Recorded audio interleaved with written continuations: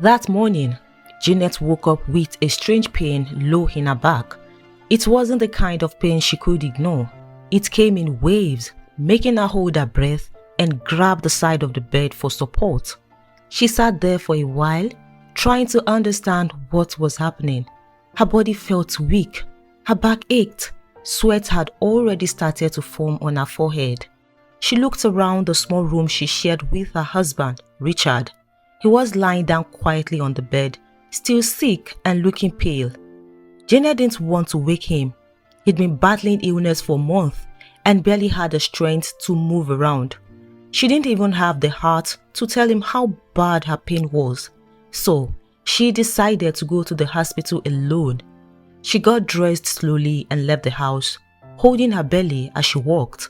The sun was already up and the road to the hospital felt longer than usual. She had to stop a few times to catch her breath, but she kept moving.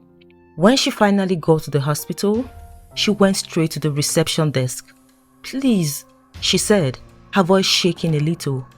I'm in pain. I think it's time." The nurse looked up and asked for a hospital card. Janet handed it over. The nurse typed something on the computer and said, "You will need to make a deposit of $20 before we admit you." Janet blinked. $20? She repeated quietly. "Yes, ma'am. That's the hospital policy." Janet's voice broke. "Please, I don't have that right now. I just need help. I'm in serious pain. I can pay later." But the nurse shook her head. "I am sorry. We can't go against the policy. You have to make a deposit before you can be admitted." Janet begged. She pleaded. Her voice grew weaker with each sentence, but the answer didn't change. The nurse suggested she make part of the payment, maybe half, maybe even a quarter. But Janet didn't have a single dollar on her. After a while, another staff member came over and quietly told her that if she couldn't pay, she would have to leave the reception area. Security was called and the guard gently led her outside. She stood there outside the hospital gate in pain and humiliation. Tears filled her eyes. She tried to explain one more time, but they wouldn't listen. People passing by just looked at her briefly and kept moving. No one stopped. Eventually, she gave up and slowly began the long walk home. Every step hurt. She was tired, scared, and completely helpless. When she got home, she sat on the edge of the bed, trying to think of who she could call for help. She went through the names on her phone, family, friends, neighbors, but everyone she reached out to either didn't pick up or said they didn't have money to spare. She sat there in silence for a long time, holding her belly and praying the pain would stop, but it didn't. It only got worse. A few hours later, as the evening approached, Janet couldn't take it anymore. The pain had become unbearable. Her breathing grew faster. Her legs felt weak. She looked around the room and said quietly to herself, "If I die today, let it be at that hospital gate. I can't stay here and die alone." She picked up her scarf and slowly made her way out again. The street was quieter now. She walked with one hand pressed against her stomach, determined to at least make it to the hospital. By the time she reached the hospital gate again, she was completely exhausted. Her legs were trembling. She took a few more steps inside, trying to steady herself, and then suddenly, everything went blurry. Her body gave up. She fell to the ground near the entrance.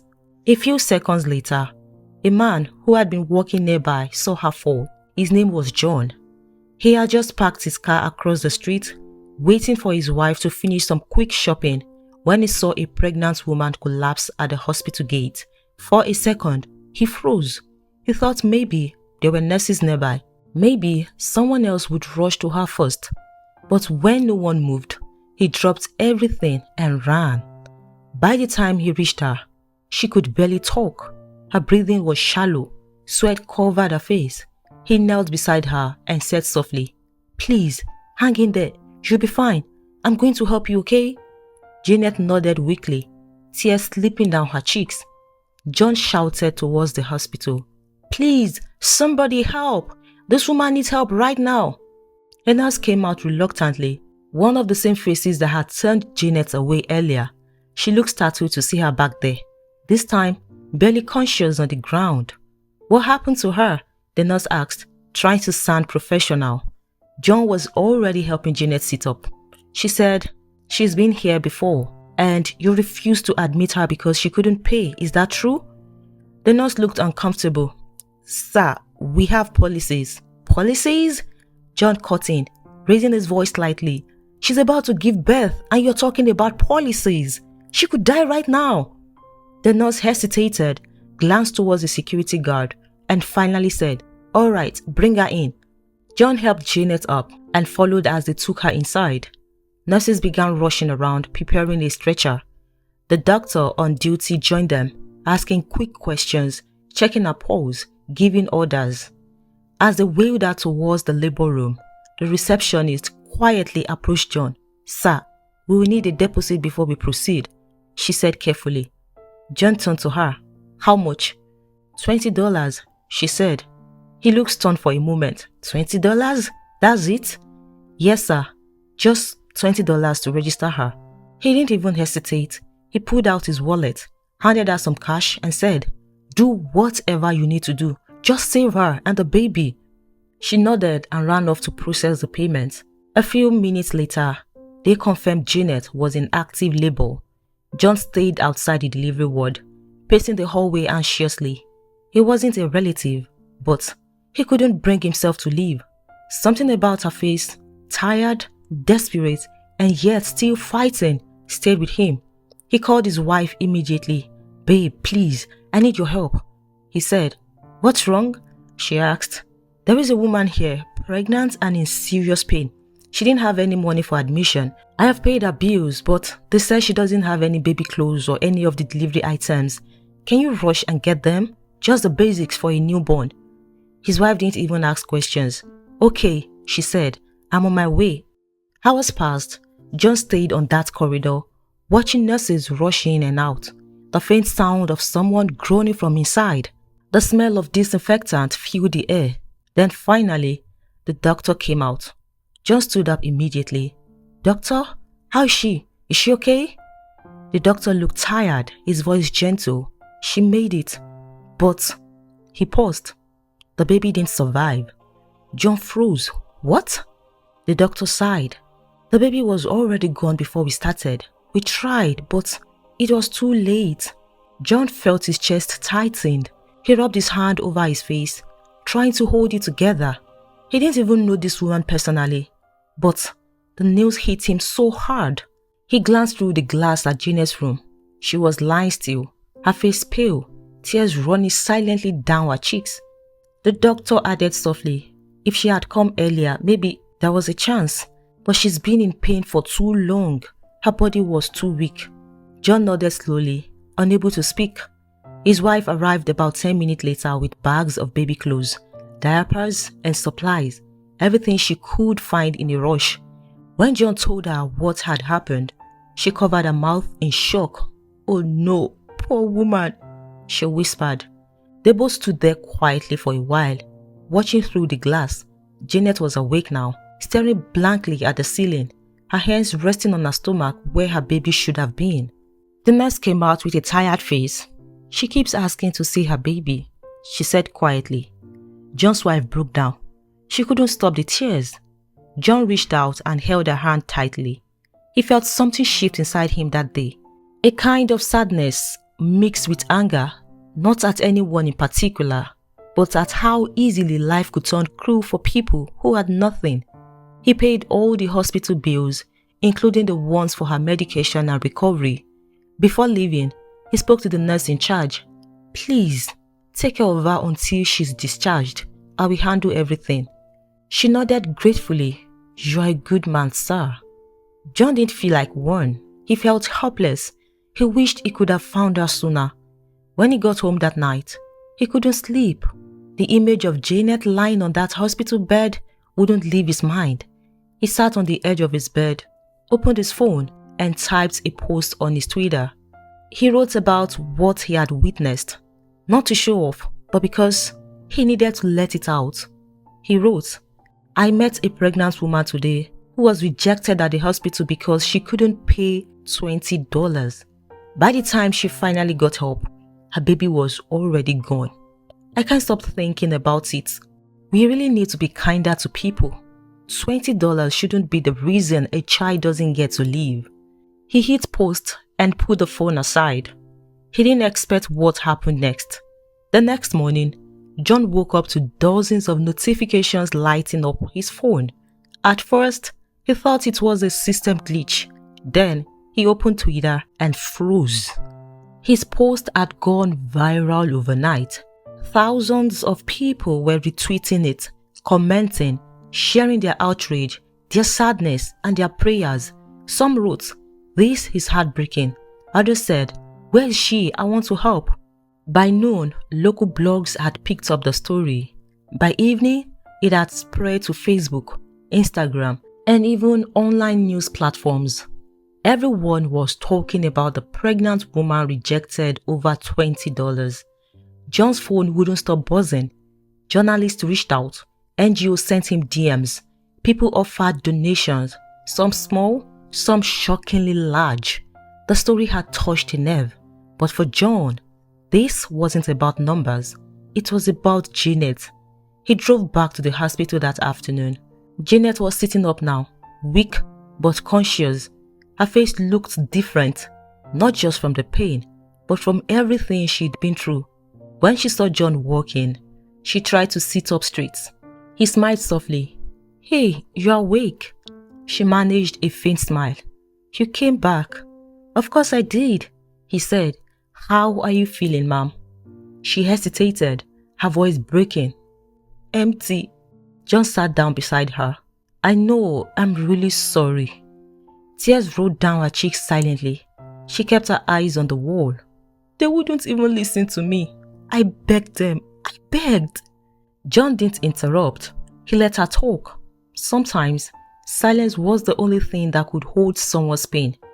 Janet broke down completely, her shoulders trembling as she tried to speak through her tears. "Maybe if they had taken me in the first time I came, maybe my baby would have still been alive. I begged them till I couldn't talk anymore. They just sent me out." John left a lump rise in his throat.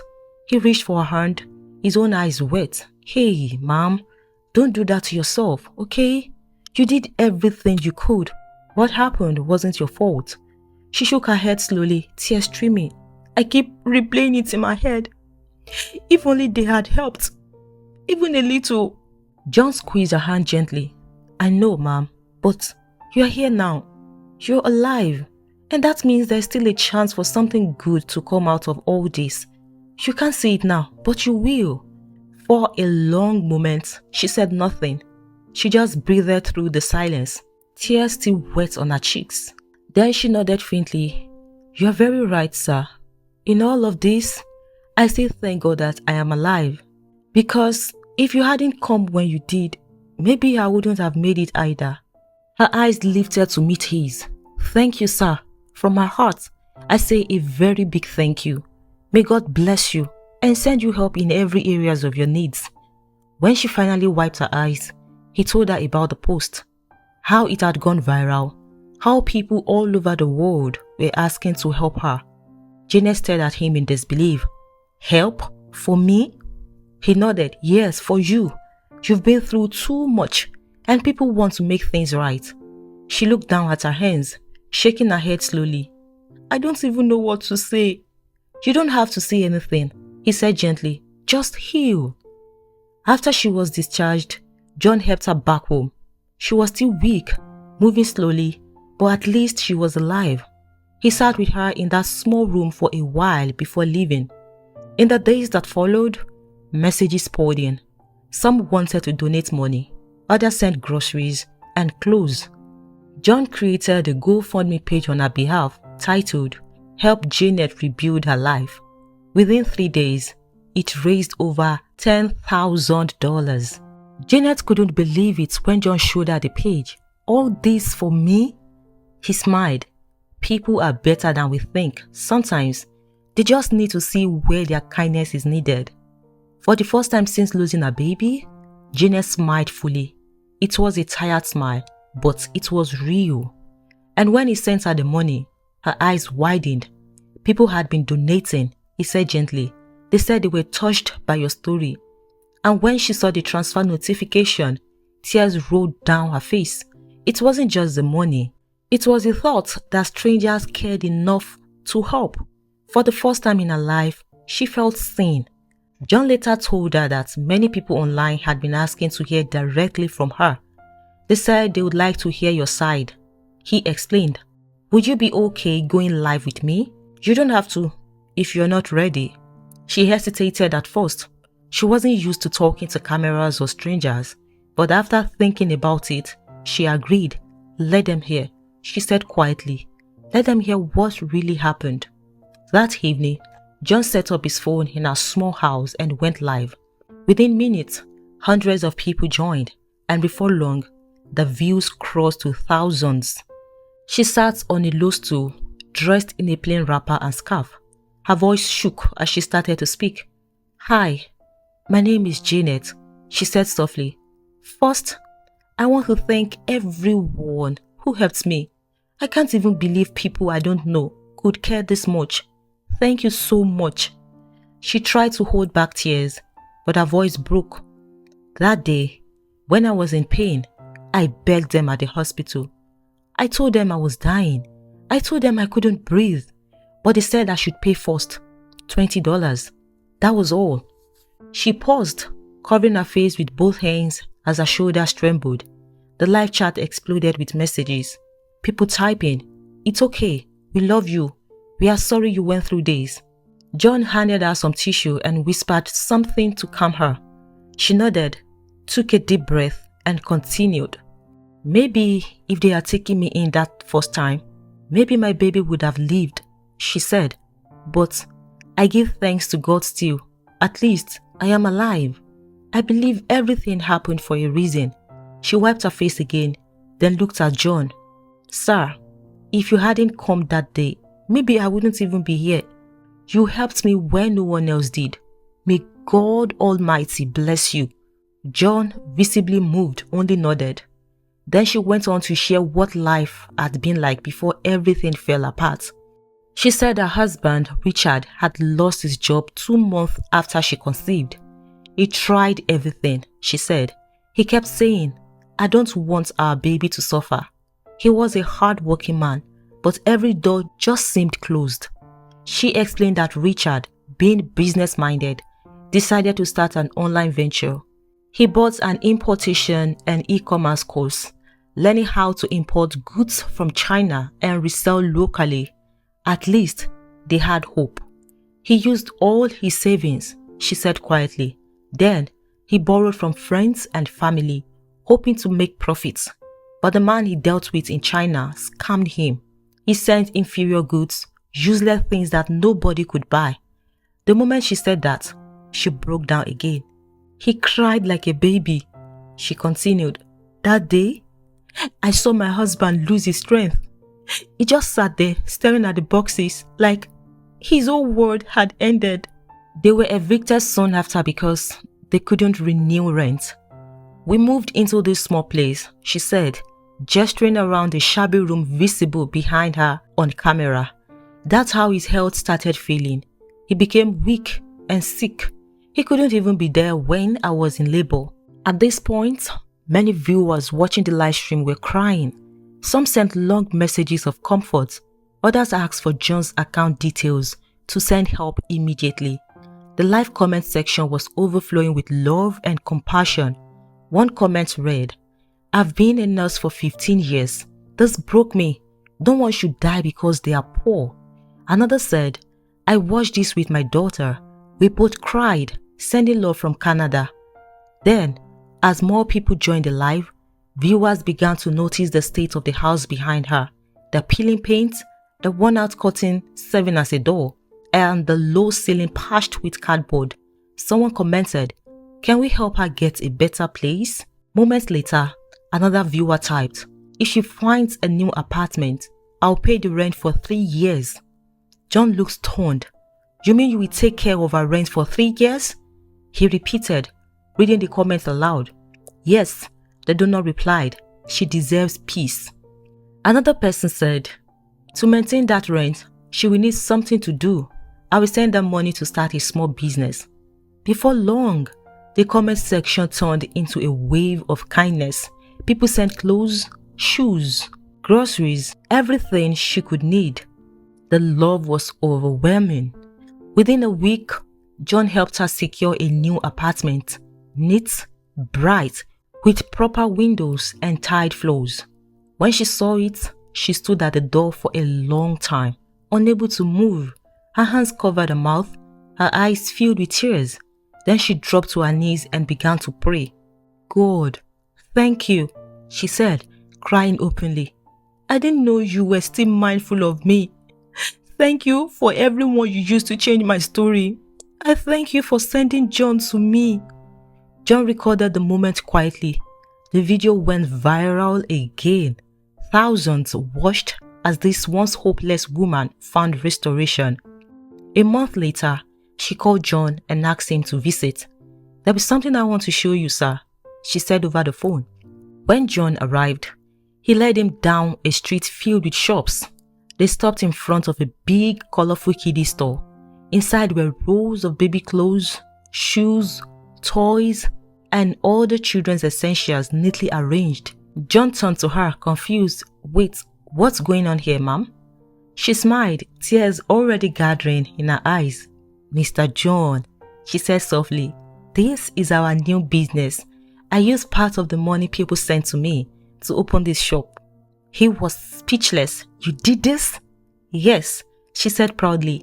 I wanted to build something lasting. I chose to sell children's items because it reminds me of my baby and the love I received from everyone. Every time I see these clothes, I remember her. But now, the pain reminds me of hope. What I lost brought me a new beginning. John could only nod, smiling through emotion. You are strong, he said, and your story will inspire many. The video that day also went viral. People flooded the comment section again, celebrating her resilience. Many praised her for not wasting the opportunity she's been given. Months passed, her business grew. The shop expanded and her husband's health improved. They were finally stable, eating well, paying bills, and living peacefully. But she didn't stop there. She created a small personal tradition. Every month, she would package small gifts, baby clothes, diapers, feeding bottles, and visit nearby hospitals to bless new mothers who couldn't afford such things. To me, she once said in another live video, this is my own way of saying thank you to God and thank you to everyone who helped me when I had nothing. I can't repay them, but I can pass it on. About 2 years later, something beautiful happened. Janet discovered she was pregnant again. This time, she was healthy, stronger, and surrounded by people who cared. When she told John and Grace, they cried with her. You deserve this joy, Grace said, hugging her tightly. John smiled and said, this time, no one is asking you for $20. They all laughed through their tears. 9 months later, on a calm Sunday morning, Janet gave birth to a healthy baby girl. When John and Grace came to visit at the hospital, she handed the baby to them with trembling hands. Her name is Hope, she said softly. John swallowed hard. Hope? She nodded. Because that's what you gave me. He looked at the tiny sleeping face and smiled through the blur of emotion. She's perfect. As he stood there, watching Janet cradle her baby, he realized something profound. The world could be cruel, yes, but it could also be astonishingly beautiful when one person chose compassion over indifference. A few days later, John shared an update on Twitter again. A photo of Janet holding baby Hope. His caption simply read, remember the woman who was turned away from the hospital because she couldn't pay $20? Meet her daughter, Hope. She made it. Within hours, the photo spread everywhere. It became one of those rare moments the internet actually united in pure joy. People commented things like, crying, humanity still exists. This made my day. Bless you, John. Hope, what a perfect name. Even the hospital that had once turned her away issued a public statement promising to review their emergency policies. Today, that woman's story is still being shared as one of faith, resilience, and gratitude.